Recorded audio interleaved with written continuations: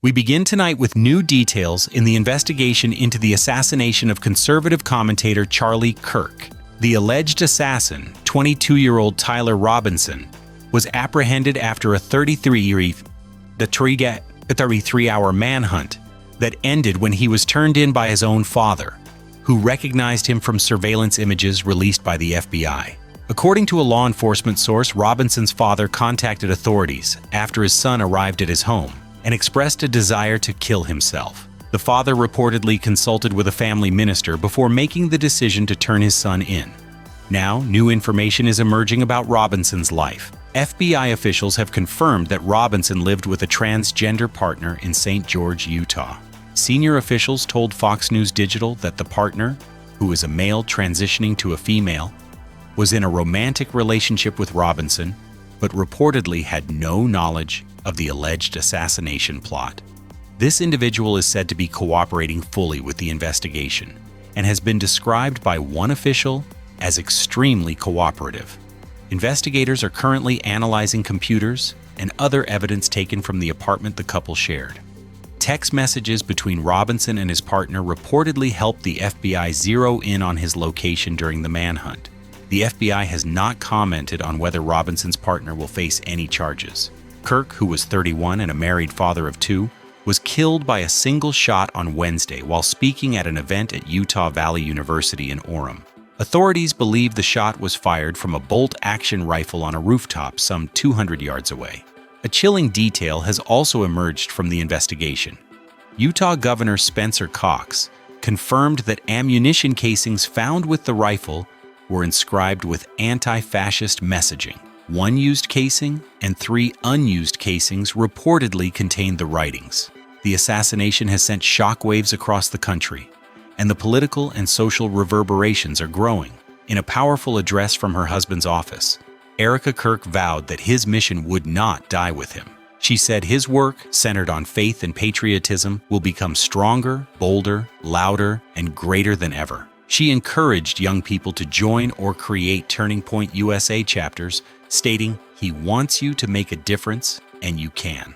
Her call to action has apparently resonated. Turning Point USA, the organization Kirk founded, reports a massive surge in interest, receiving 18,000 new requests to start chapters at colleges and high schools nationwide since her speech. Prior to this, the organization had approximately 10,000 chapters in total. A TPUSA leader described the moment as the turning point.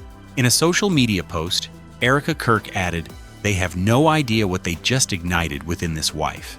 The assassination has also prompted calls for reflection at the highest levels of the judiciary. Supreme Court Justice Amy Coney Barrett, speaking at the University of Notre Dame, called Kirk's killing a tragic reminder of the need for civility in public life. While promoting her new book, she was asked to comment on the shooting and urged students to model a better way of engaging across political divides. Justice Barrett said it is important to have disagreements in a civil and collegial way, and that Americans must relearn how to disagree respectfully and steer clear of political violence. Meanwhile, in Washington, President Trump is highlighting his administration's efforts to combat violent crime, with a new focus on Memphis, Tennessee. In a post on Truth Social, the president claimed that the only reason crime is somewhat down in Memphis is due to the deployment of the FBI and other federal officers to the city over the last 5 months. He has now signaled that a more significant intervention is being considered. President Trump is eyeing a potential deployment of the National Guard to Memphis, which federal data from earlier this year identified as having the highest violent crime rate in the United States. The city has reported nearly 150 homicides so far this year. The president suggested this move would mirror the federal intervention in Washington, D.C., which he now describes as very safe. The proposal has drawn a sharp divide among Tennessee officials. Republican Governor Bill Lee expressed gratitude for the president's unwavering support and commitment of resources to serve the people of Memphis. Senator Marsha Blackburn, also a Republican, voiced her support as well, noting she had called for action to make Memphis safe again and citing what she called the tremendous success of the crime reduction efforts in the nation's capital. However, local leaders are expressing serious reservations. Shelby County Mayor Lee Harris, a Democrat, condemned the announcement as disappointing, anti-democratic, and a violation of American norms. He warned that a federal incursion would likely cause confusion and fear in communities, particularly the most vulnerable ones, and could hurt the state's reputation for generations. While Memphis Mayor Paul Young has stated he supports focused federal initiatives, the overall local response remains deeply mixed as the city grapples with how to address its public safety crisis. Turning now to foreign affairs, a high-stakes diplomatic mission is underway in the Middle East. Secretary of State Marco Rubio departed for Israel yesterday, on September 13th, for critical talks aimed at breaking a long-standing impasse in the region. In a statement posted on social media, Rubio said his focus will be on three key areas: securing the release of hostages still held by Hamas, finding ways to ensure humanitarian aid reaches civilians in the Gaza Strip, and addressing the ongoing threat posed by the militant group.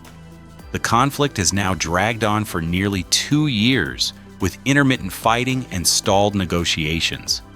The secretary's visit is set against a particularly tense backdrop. It comes just days after an Israeli strike in Doha, the capital of Qatar, which targeted Hamas leadership residing there. This action significantly complicates diplomatic efforts, as Qatar has been a key U.S. partner and a central mediator in negotiations between Israel and Hamas.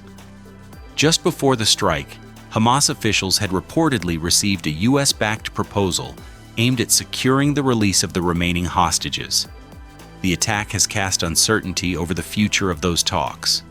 Despite the complexities, Secretary Rubio has drawn a firm line regarding the militant group's future. He stated unequivocally that Hamas cannot continue to exist if peace in the region is the goal. His meetings in Jerusalem over the coming days will be closely watched by international observers for any signs of a potential breakthrough in the stalled peace process or a shift in U.S. strategy in the region.